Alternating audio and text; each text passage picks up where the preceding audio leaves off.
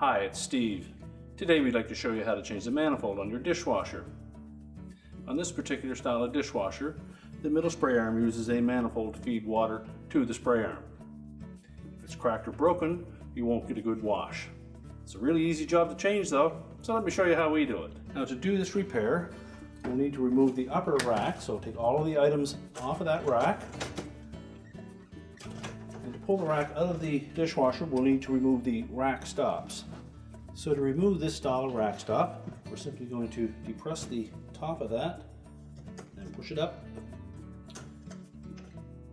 and remove it. And set them aside. And pull the rack completely out of the dishwasher. Push the rails back in. And now we'll set that rack on a suitable work surface and we can change out that manifold. So with the rack upside down, we'll remove this single screw that secures that manifold to the spray arm bearing or bushing. Just remove the screw, lift the manifold off of the spray arm and bearing, pull it out through the holder at the back and discard it. Slide the new one into place. You'll note that there are two little slotted portions in that opening that will line up with a little tab on that center post.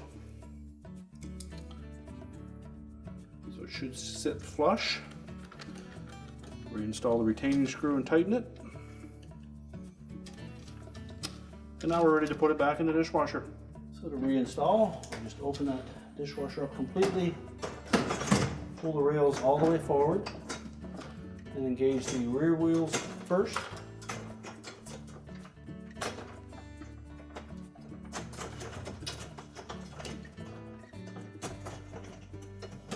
Slide the rack completely into the dishwasher, and we'll take our rack stops and we'll put the portion that has the locking tab on it on the very top. So position those over the square holes in the rails. Make sure they're both in place. We can close the dishwasher up and your repair is complete.